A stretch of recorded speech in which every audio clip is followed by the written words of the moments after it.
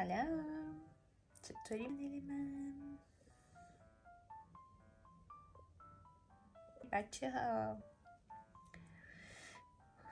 خوش اومدیم به این اولین ویدیویی هستش که توی این 4-5 سالی که یوتیوب دارم نصب و پسرای خوشتیپ سرزمینم. خوش اومدیم به چنل من. ضبط میکنم و خیلی سلام بچه های گل دخترای خوشگل سرزمینم. خوشحالم بچه ها. چنل من قراره چنل روزمره کاملا معمولی که تو خبری از مسافرت های آنچنانی، خرجای آنچنانی، نمیدونم الی، کانادا، انگلیس، روسیه، مسافرت، خوراکی عجیب غریب، فلان چیزه که رو هیچ کدوم از اینا نیست. یه زندگی کاملا معمولی که قراره بهتون نشون بدم مثل خیلی های دیگه. سلامی دوباره. خب بچه ها، احساسی که بعد از سلام بچه ها، خوش اومدیم به چنل من فرنوش هستم و این اولین ویدیویی هستش که دارم برای یوتیوب میگیرم. سلام بچه ها، خوش اومدیم به چنل من فرنوشم. سلام خوشگلا، خوش اومدیم به چنل من فرنوشم و این اولین ویدیویی هستش که دارم برای ولاگم ضبط میکنم. 4 سال یوتیوب دارم. بعد از کلی ویدیو گذاشتن اونا رو پاک کردم و پشیمون شدم و دوست نداشتم که اصلا هیچ وقت، با اینکه همتون میدونین، من میدونم، همه میدونن یوتیوب شرایط درآمدزایی داره. من از سال 2020 بود فکر کنم که یوتیوبمو نصب کردم و اولین ویدیو رو توش گذاشتم، آپلود کردم، اما بعد پاکش کردم زمانی که، یعنی الان که میخوام این ویدیوها رو شروع کنم و چنلمو شخصی کنم. اون ویدیوها مربوط به شغلی بود که اون موقع داشتم، واسه همین پاکشون کردم. اما خب به هر حال چنل من قراره که یه چنل کاملا معمولی از ولاگای معمولی، زندگی روزمره یک انسان معمولی، یعنی خبری از مسابقه‌ای که بچه‌ها اصلا وارد یوتیوب میشی، یه مسابقه و رقابتی بین همه هست که اصلا آدم تعجب میکنه چه خبره. یا تو اینستاگرام یه رقابتی بین مردم افتاده، این واسه اون بزنه، این واسه این بزنه، با هم رقابت کنن، هرس میخورن، عصبی میشن، محصول منو بخری چون فلان پیجی که اونجا گذاشتن محصولشون جنسش فلانه. اصلا خیلی رقابت زیاد شده. نمیدونم شما مثل من فکر میکنین یا نه. من قراره که یه زندگی کاملا معمولیه، یه ولاگایی که حالا چیزایی که چجوری میگم، این چنل قراره که راجع به طرز فکرم، زندگی شخصیم، جایی که میرم، کارهایی که میکنم، کارهایی که یه انسان معمولی انجام میده. چون بچه ها همیشه ببینین همه در حال مسافرت رفتن، سوئیس، الی، نمیدونم کانادا، انگلیس. یوتیوبو که باز میکنی، چنلایی که واقعا قوی هستن همچین چنلایی هن. ولاگ منظورم تو دسته ولاگ، حالا بقیه چنلا رو که نمیدونم. اکثر، حالا اگه شما میشناسین باز معرفی کنین، این کامنت بذارین بگیم بچه هم ببینن. ولی اکثر زندگی های معمولی، کسایی که مثل ماها تو ایران زندگی میکنیم، زندگی روزمره داریم و متاسفانه تمام هدفهایی هم که داریم به سختی قراره بهشون برسیم، تفریح خاصی نداریم. ماها باید چی کار کنیم؟ ماها چجوری مثلا به همدیگه کمک کنیم؟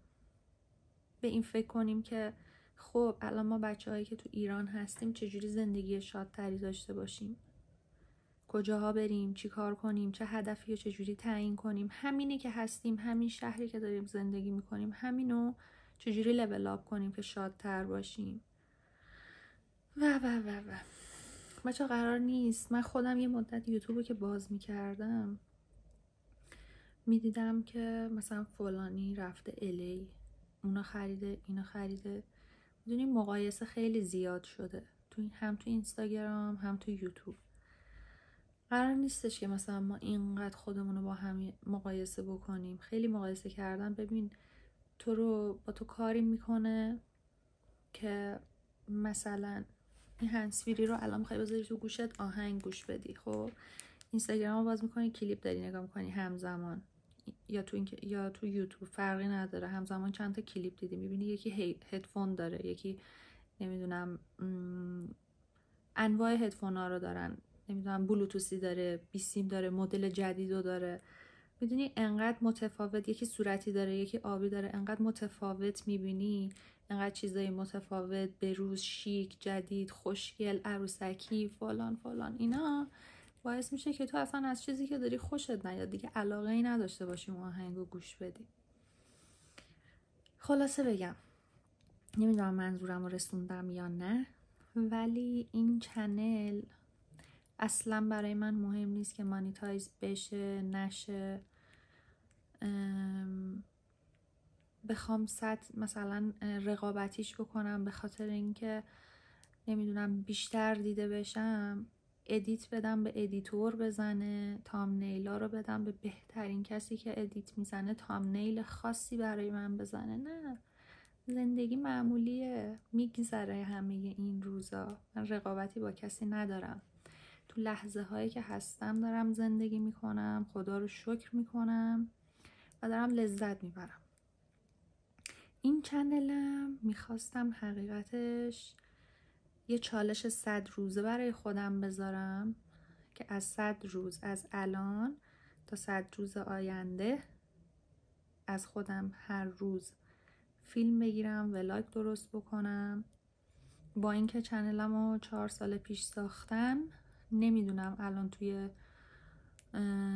الگوریتم یوتیوب قرار میگیرم یا نه، چجوری، اصلا شاید خیلی طول بکشه که ویدیوهای من از 3 نفر 5 نفر یا 10 نفر بیشتر بازدید بگیره، نمیدونم چجوریه، حالا باید شروع کنم چون خیلی ویدیو گذاشته بودم و پاک کرده بودم، اصلا چیزای خب میگم 4 سال پیش که شروع کردم اطلاعات درستی نداشتم، ویدیوهای خیلی بدی گذاشته بودم، کوتاه و شایدم کپی رایت هم داشته حتی، نمیدونم.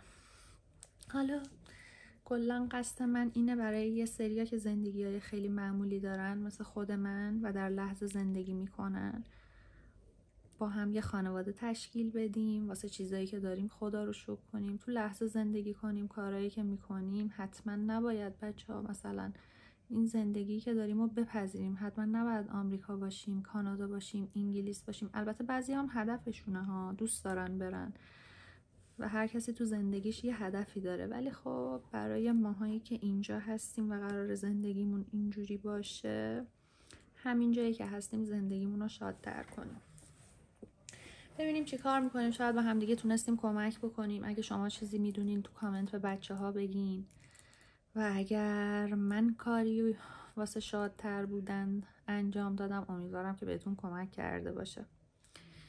و این که خوشحال میشم منو سابسکرایب کنید، واسم کامنت بذارین، اینا از هر چیزی برای من با ارزش تره.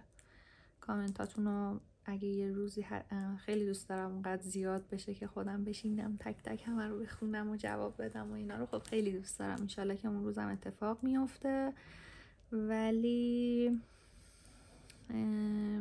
کلا یوتیوب و حرف زدن با شماها، پیدا کردن دوستای جدید، خب خیلی حس خوبی داره، جدی میگم. اینکه به اشتراک بذاری لحظات زندگی تو با آدما، واسه من خیلی دلچسبه. میگم که من هیچ چیزش به اندازه این که از چند دهه زندگیم بتونم فیلم بگیرم برام با ارزش تر نیست. چرا؟ چون به نظر من بچه ها زندگی قبل از اینکه ما به دنیا بیایم یه سیاهی بود، اینجوری ما به دنیا آمدیم، همه چیز رنگی شد، همه چیز رو داریم میبینیم، زیبایی، نور، درخت، خورشید، همه چیز رو میبینیم و بعد بوم دوباره یه سیاهی. پس زندگی خیلی کوتاهه. من همین که این فیلم ها رو میگیرم تا این ویدیو، نمیدونم چجوری بهتون میگم، این چنل به یادگار بمونه واسه عزیزای من که بعد از من بتونن اینجا منو ببینن و از لحظاتم و زندگیم با خبر بشن. ته تهشه بچه ها اصلا یه چیزیه که مانیتایز و رقابت و نمیدونم همه اینا رو میذاره کنار. بماند به یادگارش واسه من خیلی مهمه. آینده ای که داری الان میای منو نگاه میکنی، خیلی دوستتون دارم و همه این کارا به خاطر شماست. بچه‌ها دوستتون دارم. خیلی خوشحال شدم از اینکه تونستم اولین ویدیو رو بگیرم و آپلود کنم و چالش رو برای خودم شروع بکنم. چالش هم حالا اینجوری نیستش که حتما بیام یه کار خاصی انجام بدم اون روز. نه، اگه در لحظه حال دارم آشپزی میکنم، شما رو با اون آشپزی مثلا شریکتون میکنم تو اون لحظه. اینکه آقا چه میدونم یه بیرون رفتن باشه، خیلی زندگی معمولی. چون همه اینجوری نیستن بچه‌ها که چالش داشته باشن تو زندگیشون، مسابقه بذارن، تهران برن، سمنان برن، شیراز برن، مسافرت بخوام برن و اینا که همیشگی نیست توی زندگی. یه ولاگ های روزمره، زندگی عادی، واسه فکر میکنم 50% از دخترای سرزمین الان همینجوری داریم زندگی میکنیم. پس مخصوصا خطابم به اون دسته هاییه که مثل خودم دچار بحران 30 سالگی دارن میشن. حالا این بحران 30 سالگی هم اصلا خودش یه بحث جداست. من 28 سالمه ولی توی 28 سالگی دارم بحران 30 سالگی رو میگذرونم. حالا میتونم فردا راجع به این مسئله یک ویدیو بسازم که بحران 30 سالگی اصلا چی هستش و باید چی کار بکنیم. ولی من الان تو همون دوره دارم این روزا رو میگذرونم که من کیم، چیم، کجام. و همین ساخت چنل و ویدیو ضبط کردن من یکی از قدماییه که برای حل این بحران دارم انجام میدم. خیلی صحبت کردم، وقتتون رو نمیگیرم. خیلی دوستتون دارم. میبوسمتون تا فردا و ویدیو بعدی. سعی میکنم من هر شب یا صبح زود آپلود داشته باشم. خوشحال میشم کنارم باشین. سابسکرایب هم کنین. نظری دارید توی کامنت بهم بگین. میبوسمتون. خدافظ.